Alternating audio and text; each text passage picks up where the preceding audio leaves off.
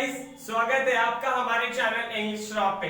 आज हम बात करने वाले हैं लिटरेचर चैप्टर भोली जो फुटप्रिंट विदाउट फीट का एक चैप्टर है जिसको के अब्बास यानी ख्वाजा अहमद अब्बास ने लिखा है। ये फेमस बॉलीवुड राइटर भी है, पद्मश्री और नेशनल अवार्ड भी इन्हें मिल चुका है। तो इन्होंने क्लास 10 की इंग्लिश लिटरेचर में अपनी एक चैप्टर इनकी डाली गई है जो इन्होंने लिखा है भोली। भोली बेसिकली एक चैप्टर इसलिए है क्योंकि इस चैप्टर का जो एक सेंट्रल कैरेक्टर है सुलेखा, जिसको प्यार से और सिंपल वे में लोग भोली बुलाते हैं। सिंपलेटन और आसानी के लिए लोग उसे भोली बुलाते हैं, वैसे उसका नाम सुलेखा है। तो रामलाल एक फैमिली में फादर का नाम है और इसके जो पिता का नाम है वो रामलाल है और बहुत ही ज्यादा प्रोस्पेरस फैमिली है, धनवान है, पैसे की कमी नहीं, खाने पीने की कोई कमी नहीं है। और रामलाल की 4 बेटियां हैं और 3 बेटे हैं और तीनों बेटे शहर में कहीं पढ़ाई करते हैं और 4 बेटियां हैं जिसमें सबसे बड़ी राधा, उसके बाद है मंगला और देन चंपा और सबसे छोटी है सुलेखा। तो सुलेखा की पैदाइश से पहले ही राधा की शादी हो चुकी थी। राधा सबसे बड़ी बेटी है तो उसकी शादी हो चुकी थी और मंगले के रिश्ते की बात हो चुकी है और चंपा के लिए भी रामलाल को ज्यादा परेशान होने की जरूरत नहीं क्योंकि ये तीनों ही बेटियां बहुत ही ज्यादा हेल्दी और गुड लुकिंग थी। तो इनके लिए लड़का ढूंढना कोई बड़ी मुश्किल की बात नहीं थी, काफी इजी था इनके लिए ब्राइड को ढूंढना। तो ब्राइड ग्रूम को ढूंढना। तो इस तरीके से सुलेखा, जिसको लोग भोली बुलाते हैं, क्यों? क्योंकि बचपन में वो एक खाट से गिर गई थी, अपने बेड से गिर गई थी और जिसकी वजह से उसके ब्रेन का कुछ टिश्यू डैमेज हो गया, जिसकी वजह से वो सही से बिहेव नहीं कर पाती है, एकदम सीधी सादी गाय की तरह बिहेव करती है। और जब ये 2 साल की थी तो इसको एक स्मॉल पॉक्स हुआ था और स्मॉल पॉक्स की वजह से इसका चेहरा पूरी तरह बिगड़ गया। सिर्फ आंखों को छोड़कर हर चेहरे के हर पोर्शन पे छोटे छोटे स्पॉट्स और धब्बे बन गए, जिसकी वजह से ये अगली और डल, दिमाग से भी कमजोर हो गई और चेहरे से भी थोड़ी खराब दिखने लगी, जिसकी वजह से रामलाल को हमेशा फिक्र हुआ करती थी कि सुलेखा की जिंदगी का क्या होगा, इसकी शादी कैसे करेंगे। बहुत सारी चीजों को वो सोचा करते थे और इसीलिए इसे भोली बुलाते थे क्योंकि एक सीधी सादी गाय की तरह थी, ना कुछ बोलती थी ना कुछ कहती थी। 5 साल के बाद इसने कभी कुछ बोला ही नहीं लाइफ में। तो एक बार इसके गांव में तहसीलदार साहब आते हैं और तहसीलदार साहब स्कूल में प्राइमरी स्कूल उस गांव में प्राइमरी स्कूल खोलते हैं। तो उस प्राइमरी स्कूल के लिए उन्होंने रामलाल को भी बुलाया और रामलाल जो कि गवर्नमेंट रिप्रेजेंटेटिव था, तो उन्होंने कहा कि तहसीलदार साहब ने कि मैं चाहता हूं रामलाल जी, आप अपनी बेटी को भेजकर स्कूल इस गांव के सामने एक एग्जांपल सेट करें। अगर आप भेजेंगे, आपकी काफी नाम है, चर्चे इस गांव में, तो और भी लोग अपनी बच्चियों को, अपने बेटियों को स्कूल भेजेंगे। तो जबकि उन्होंने जबान दे दिया, प्रॉमिस किया तहसीलदार साहब को कि मैं जरूर अपनी बेटी को स्कूल भेजूंगा, फिर वो जब घर आते हैं तो उसकी माँ कहती है कि तुम पागल हो गए हो क्या, हमारी बच्ची को स्कूल भेजेंगे, फिर शादी कौन करेगा उससे। तो रामलाल कहते हैं कि वैसे भी सुलेखा की शादी होनी ही कैसी है, कोई भी उससे शादी नहीं करेगा, उसके दिमागी डल है और उसका फेस भी सही नहीं, इस वजह से ऐसा करते हैं उसे स्कूल भेज देते हैं। टीचर ही अब उन्हें संभालेंगे, उन्हें ही थोड़ा परेशान होने देते हैं, हम लोग तो कुछ कर नहीं सकते हैं। तो बस अगले ही सुबह उसे हाथ पकड़कर उसके पिताजी उसे स्कूल ले जाने लगे। सुलेखा यानी भोली को तो पता ही नहीं था कि स्कूल क्या होता है। वो रोने लगी और डर गई, वो सोचने लगी कि वो कहाँ जा रही है और उसके पिताजी उसका हाथ पकड़ के जाते, तभी वो बहुत ज्यादा घबरा गई। तो उसके पिता ने कहा कि ऐसा करो, तुम इसे नहला धुला दो, अच्छे कपड़े पहना दो, इसके बाल संवार दो, तब हम इसे लेकर जाएंगे स्कूल, ताकि स्कूल वालों को लगे कि हम अपने बच्चों का अच्छे से ख्याल रखते हैं। जबकि आज से पहले भोली को पता भी नहीं था कि नए कपड़े क्या होते हैं। वो हमेशा अपनी बड़ी बहन यानी चंपा की उतारे हुए डिस्कार्डेड क्लॉथ पहनती थी। जब चंपा को वो थोड़े टाइट और फिट नहीं होते थे और उसके कलर डिस्कलर हो जाया करते थे, तब वो पहना करती थी। उसके बाल को कभी उसकी माँ ने संवारा नहीं था, हमेशा अगली मैटेड हेयर हुआ करता था। और आज जब उसे नहलाया गया, उसे नए कपड़े पहनाया गया, तो उसे लगा कि शायद वो किसी अच्छी जगह जा रही है, लेकिन डर गई क्योंकि कुछ दिन पहले उसकी गाय लक्ष्मी को भी इसी तरीके से भेजा गया था स्कूल बाहर बेचने के लिए। तो उसे लगा कि शायद स्कूल के बहाने इसे भी कहीं और तो नहीं भेजा जा रहा, लेकिन फिर भी डरती हुई कांपती वो पिता का हाथ पकड़कर स्कूल पहुंची और स्कूल में उन्होंने टीचर के हवाले कर दिया और छोड़कर चले आए। बहुत ज्यादा डर गई, उसने देखा कि जब वो क्लासरूम पहुंचती है तो देखा कि उसकी उम्र की ही लड़कियां जो कि स्क्वैटेड पैर मोड़कर उस मैट पर बैठी हुई थी, और भी उसकी उम्र की लड़कियां थी। उसने सोचा कि शायद इन्हीं में से मेरी कोई बेस्ट फ्रेंड बनेगी, और उसकी तरह भी जाकर लास्ट में सबसे किनारे में जाकर भोली भी बैठ गई। जब भोली वहां बैठती है तो चारों तरफ दीवारों पे देखती है कि अलग अलग कलर के हॉर्स घोड़े की तस्वीर बनी हुई थी। वो घोड़ा इतना ही ब्राउन था जितना तहसीलदार साहब जिस घोड़े से आए थे। फिर उसने देखा कि एक गाय की फिगर बनी हुई थी, वो गाय उतना ही ब्लैक था जितनी कि लक्ष्मी उसकी गाय थी। फिर उसने पैरोट को देखा, वो तोता उतना ही हरा था जितना उसने एक आम के पेड़ पे एक तोते को देखा था। और इस तरीके से बहुत सारे फिगर थे जो फैसिनेटिंगली वो बड़े मजे से देख रही थी। और तभी टीचर उसकी तरफ आकर खड़ी हो जाती है और कहती है कि क्या नाम है तुम्हारा।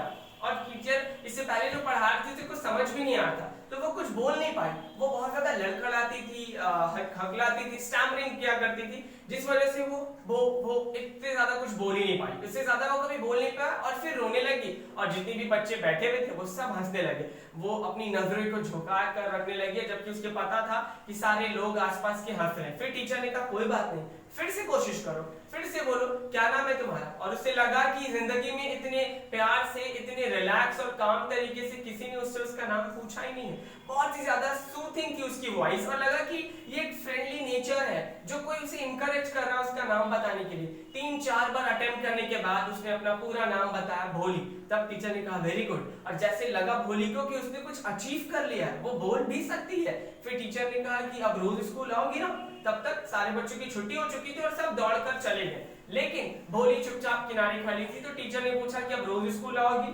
तो भोली ने कहा उसने सर हिलाया। तो टीचर ने कहा नहीं, मुझे आंसर चाहिए। तो फिर उसने लड़खड़ाते हुए यस कहा, 2-3 बार कहकर उसने यस कह दिया। तब टीचर ने से कहा शाबाश, एक किताब दी और कहा ये लो किताब, ये फुल ऑफ एनिमल्स और इंसेक्ट और बर्ड्स, यानी बहुत से पिक्चर इस किताब में बने हुए जिसे तुम देख सकती हो, पढ़ सकती हो। अगर 1 महीने में तुमने ये किताब फिनिश कर लिया फिर मैं तुम्हें इससे बड़ी बुक दूंगी, और फिर इससे बड़ी बुक, और फिर देखना गांव में सबसे ज्यादा इंटेलिजेंट बन जाओगी तुम, और बहुत ज्यादा पढ़ी लिखी बन जाओगी। फिर कोई तुम पर नहीं हंसेगा, सब तुम्हारी बातों को ध्यान से सुनेगा, सब तुम्हारी बातों को इज्जत देंगे, तवज्जो देंगे। और बस यही था। वक्त बीतता गया और बीतते बीतते वो प्राइमरी स्कूल एक हाई स्कूल बन गया। उस गांव में एक सिनेमा हॉल भी हो गया, एक ग्राइंडिंग मिल भी हो गया, और अब भोली बड़ी हो चुकी थी। और एक शाम भोली जब अपने आंगन में खाट पे बैठी हुई थी और तभी उसके पिताजी उसकी मम्मी से बात कर रहे थे, तो उसे आवाज आई। पिताजी कह रहे कि विशंबर नाथ का एक रिश्ता आया है भोली के लिए, हम सोचते हैं हाँ कर देते हैं। उसकी माँ ने कहा बिल्कुल, विशंबर नाथ काफी अच्छा है, वेल टू डू ग्रूम है, काफी पैसे वाला भी है। हाँ ये अलग बात है कि उसकी उम्र उतनी है जितनी की मेरी, यानी विशंबर नाथ जो उसका एक होने वाला हस्बैंड था जिससे उसकी शादी होने वाली थी, वो उसके पिता की उम्र का था। थोड़ा सा लंगड़ा भी था, लिम भी था, और वो ऑलरेडी शादी भी था, लेकिन उसकी पहली वाइफ नहीं रही और उसके बच्चे भी बड़े हो चुके थे। और इतना कुछ जानने के बाद भी वो भोली की शादी उसे कर रहे थे। भोली सब कुछ सुनती रही लेकिन कुछ नहीं कहा। और इतना सुनने के बाद रिश्ते का वक्त, शादी की तैयारियां शुरू हो गई, सब कुछ तय हो गया। और उसे लगा कि चलो वो बगल वाले गांव से भोली के बारे में नहीं जानता है कि भोली का फेस खराब है, भोली थोड़ी डल है, अगली है, ये सारी चीज नहीं पता थी। इस वजह से अब शानो शौकत के साथ बारात आने लगी और शहनाई भी इंडियन वेडिंग का बजने लगा।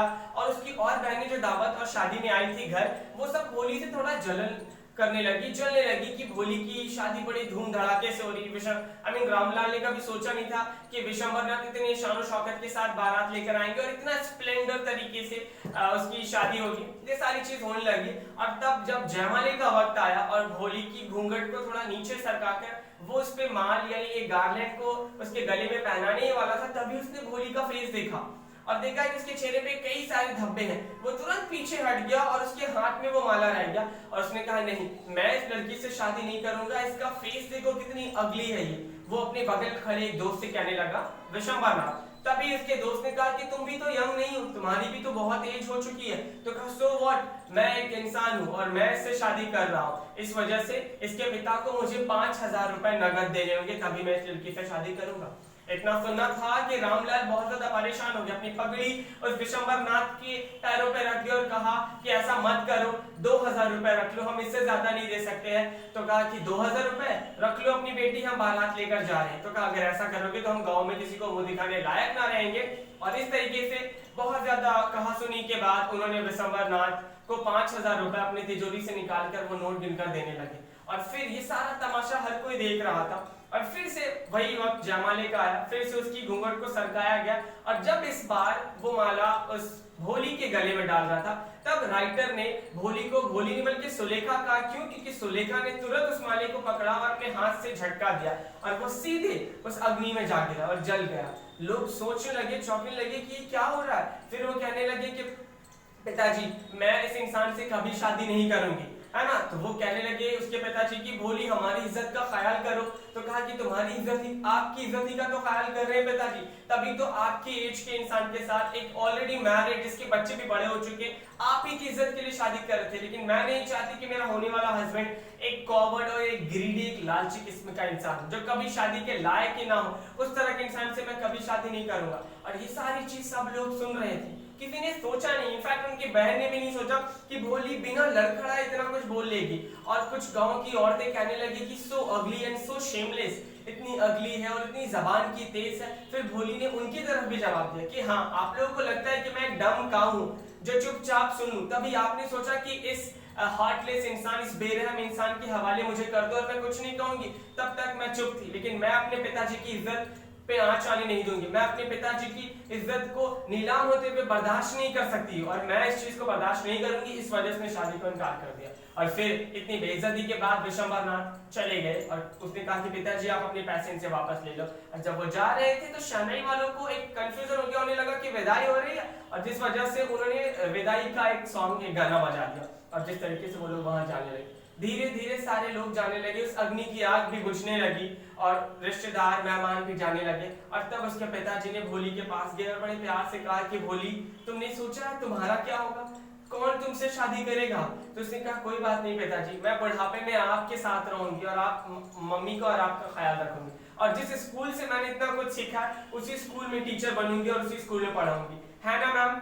उसकी क्लास टीचर जो उसके शादी में आई थी, वो ये सब ड्रामा खड़ी होकर देख रहे थे। और उसने कहा, उसकी मैम ने कहा बिल्कुल तुम सही कह रही हो भोली। और उसकी टीचर को ऐसा लगा कि जैसे एक आर्टिस्ट जब अपने एक आर्ट को तराश कर लोगों के सामने पेश करता है, वैसा एक सेटिस्फैक्शन उनके टीचर को महसूस हुआ। और यहीं पे चैप्टर खत्म हो जाती है। द मोरल स्टोरी कि हमें एजुकेट करना चाहिए लड़कियों को खासकर, और कभी भी किसी को हमें बेकार, अगली, डल नहीं समझना चाहिए, कभी भी किसी को हमें मिस जज नहीं करना चाहिए और अर्ली जज नहीं करना चाहिए। जबकि भोली ने देखा है कि किस तरीके से वो डम होकर भी पढ़ लिख कर अपना फायदा और अपना सही सोच सकती है और लोगों के सही काम आ सकती है। और दहेज एक डोरी सिस्टम जो कि काफी खराब प्रथा है, इस इविल ऑफ द सोसाइटी के खिलाफ भी उसने लड़ा और आवाज उठाया। और यहीं पे चैप्टर खत्म होता है। तो आई होप आपको इस चैप्टर का समरी समझ में आया। अगर इस फुटप्रिंट विदाउट फीट का और भी कोई चैप्टर आपका क्लियर नहीं है तो डिस्क्रिप्शन में लिंक दिया हुआ है, आप वहां जाकर देख सकते हैं। तो हमारे वीडियो को लाइक करें और सब्सक्राइब करें टू गेट अपडेटेड और to stay tuned. Thanks for watching.